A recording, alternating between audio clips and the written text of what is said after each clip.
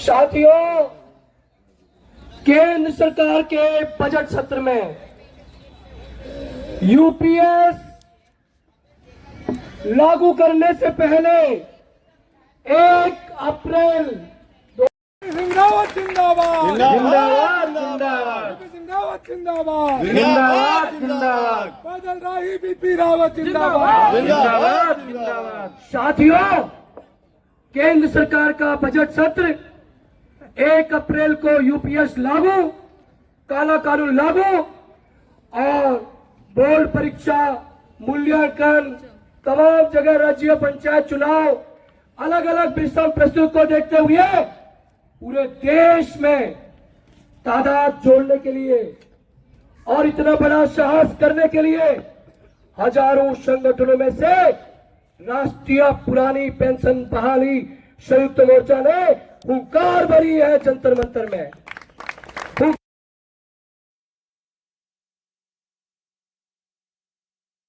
काला कानून है। साथियों, राष्ट्रीय पुरानी पेंशन बहाली संयुक्त मोर्चा वो संगठन नहीं है कि जो समय देखेगा कि भीड़ अब जुटेगी, बरसात नहीं होगी, गर्मी नहीं होगी, हम लोग बहुत बड़ी संख्या में जाएंगे और तब धावा बोलेंगे। साथियों, ऐसा क्रांतिकारी दिवस और यूपीएस लागू होने से पहले मोदी सरकार में आंख डालने के लिए आप सभी मीडिया के माध्यम से, सोशल मीडिया के माध्यम से यूपीएस काला कानून है, काला कानून है, काला कानून को वापस लो और लेना पड़ेगा। मोदी जी, सरकारें आती रहती है, जाती रहती है। 70 साल 75 साल किसी और पार्टी ने भी आलीशान राजशाही की है और अब आपका तीसरा चरण चल रहा है। मोदी जी, कर्मचारी कोई आपसे आसमान के तारे नहीं मांग रहे हैं, वो सिर्फ इस देश का अधिकार, युवाओं का अधिकार नहीं, भारत का अधिकार, आपका अधिकार, हमारा अधिकार, पुरानी पेंशन मांग रहे हैं। मोदी जी, हम आपसे सत्ता नहीं मांग रहे हैं, हम आपसे सोना चांदी नहीं मांग रहे हैं, हम आपसे अडानी अंबानी को नहीं मांग रहे हैं, हम पुरानी पेंशन मांग रहे हैं। बहाल करो। मोदी जी, ये आपको समझना चाहिए। 260 किलोमीटर से भी ज्यादा गांधीवादी तरीके से, शांतिपूर्ण तरीके से हमारे क्रांतिकारी साथियों ने देवभूमि उत्तराखंड से ये क्रांति की ज्वाला दिल्ली जंतर मंतर तक लेके आए हैं। मोदी जी, आपको समझना चाहिए, कार्मिक इतिहास में, कार्मिक संगठनों के इतिहास में धरने प्रदर्शन हुए हैं, जंतर मंतर पे बहुत सारे कार्यक्रम हुए हैं, होते रहेंगे, रामलीला मैदान में विधानसभा मार्च, पार्लियामेंट मार्च, लेकिन देश की सड़कों पे इतनी तपतपाती गर्मी में हमारे जवान साथियों ने लगातार 8 दिन तक इस पैदल यात्रा को लगातार निरंतर करते चले गए हैं। मोदी जी, पैदल यात्रा का दुस्साहस सोचना भी एक बहुत बड़ा साहस है, वो राष्ट्रीय पुरानी पेंशन बहाली संयुक्त मोर्चा के हमारे जवान साथियों ने किया है, देश ने देखा है। मोदी जी, पूरे देश में राष्ट्रीय पुरानी पेंशन बहाली संयुक्त मोर्चा ने पुरानी पेंशन पैदल यात्रा के माध्यम से एक नजीर पेश की है। पैदल यात्रा से एक नया अध्याय लिखा है और ऐसा अध्याय लिखा है कि देश के युवाओं को नेतृत्व क्षमता की तरफ बदलने का प्रयास किया है, सड़कों पर चलने के लिए प्रेरित किया है। मोदी जी, इस देश के कर्मचारियों को पेंशन चाहिए और कुछ नहीं चाहिए, और पेंशन के बिना राष्ट्रीय पुरानी पेंशन बहाली संयुक्त मोर्चा न झुकेगा न पीछे हटेगा। पुरानी पेंशन बहाल करो।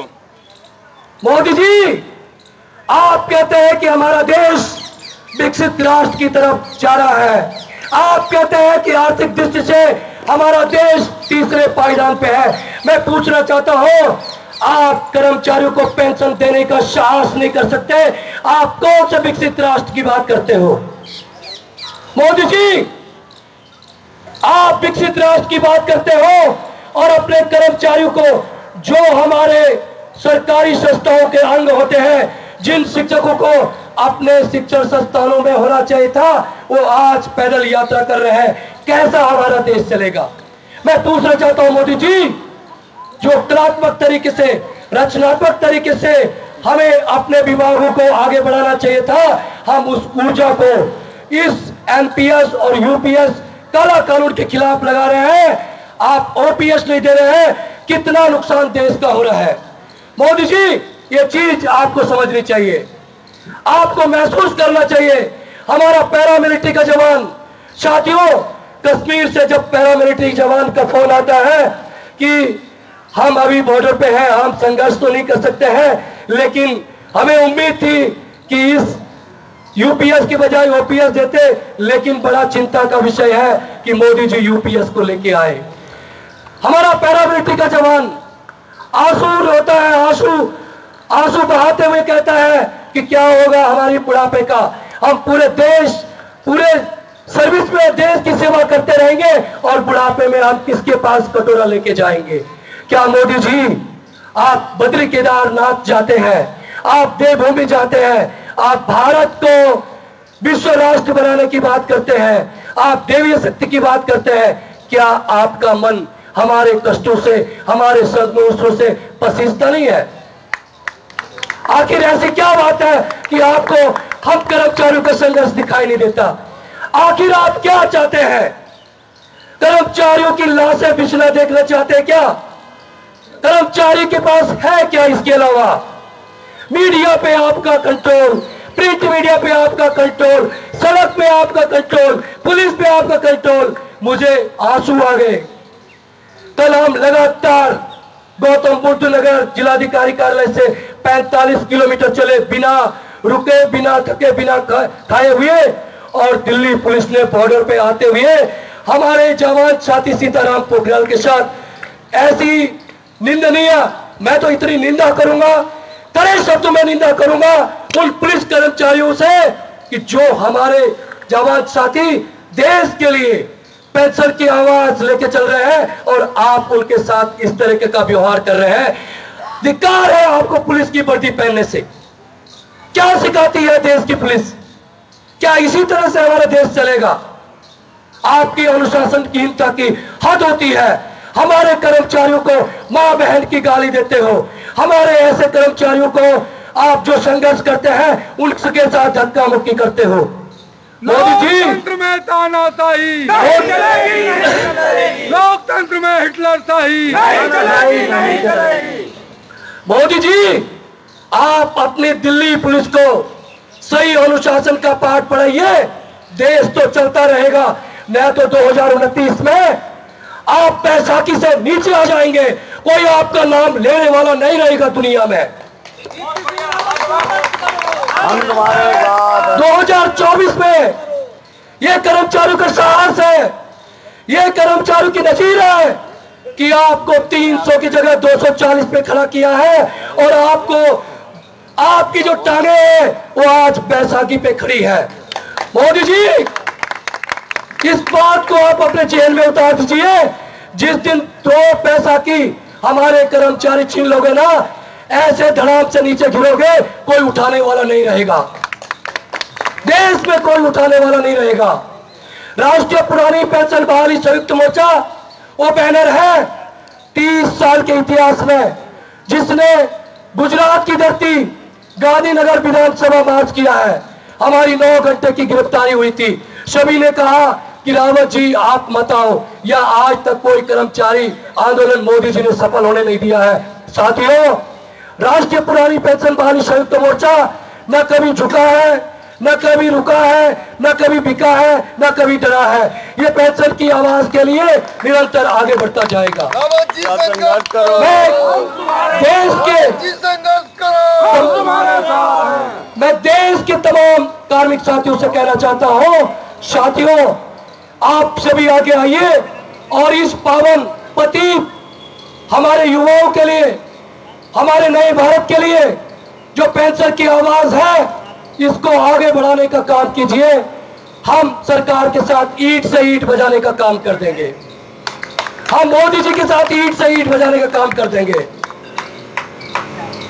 मैं आप सभी को इस पैदल यात्रा के माध्यम से, इस जंतर मंतर के कार्यक्रम के माध्यम से हमारे कश्मीर के साथी, उत्तराखंड के साथी, हमारे उत्तर प्रदेश के साथी, बिहार के साथी, हमारे राजस्थान के क्रांति क्रम भूमि रणबांकुरे, हरियाणा, हिमाचल, पंजाब, मध्य प्रदेश, तेलंगाना, कर्नाटक, गोवा, देश के चारों दिशाओं के साथी, आप सबने जो उत्साहवर्धन, जो आशीर्वाद हमारे रणबांकुरे को दिया है, हमारे सीताराम पोखराल जी, विक्रम रावत जी, डॉक्टर आलोक यादव जी, अंकित रोहतार जी, प्रवीण घेड़ियाल जी, हमारे तमाम उन रणबांकुरों को दिया है जो बिना किसी छल कपट के, बिना किसी लोग लालच के आप सबकी आवाज को सड़क पे उतारने का प्रयास किया है। साथियों, पेंशन विरोधी मुर्दाबाद, मुर्दाबाद, मुर्दाबाद, पेंशन विरोधी मुर्दाबाद, मुर्दाबाद, मुर्दाबाद। साथियों, सरकार निकम्मी है, सरकार निकम्मी है। साथियों, मैं भगवान बद्री केदार को भी नमन करता हूं। आपके आशीर्वाद से हमारी पूरी पैदल यात्रा बिना किसी दिक्कत के, क्योंकि हाईवे पे, नेशनल हाईवे पे इतनी रफ्तार से वाहन चलते हैं, हमारे सारे साथी सकुशल बहुत शानदार तरीके से आप सभी के आशीर्वाद से जंतर मंतर तक पहुंचे हैं।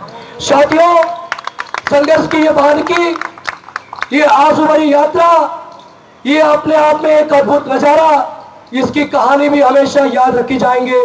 विशेषकर देवभूमि उत्तराखंड के साथियों, आप सबने जिस उत्साह के साथ भगवान बद्री विशाल के आशीर्वाद से इस यात्रा को हरी झंडी दी है, ये अपने आप में पूरे देश में 260 किलोमीटर की पैदल यात्रा एक नजीर बनी है, एक इतिहास बना है।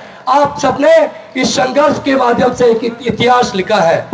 आज के इस कार्यक्रम में सहारनपुर, मुजफ्फरनगर, गाजियाबाद, मेरठ, उत्तर प्रदेश के तमाम सुदूरवर्ती जनपदों से कानपुर देहात, हमारे महेश गुप्ता जी 65 साल की उम्र में भी हमारे साथ कंधे से कंधे मिलाकर चले हैं। आपके इस संघर्ष को मैं नमन करता हूं, प्रणाम करता हूं, आपको साधुवाद देता हूं।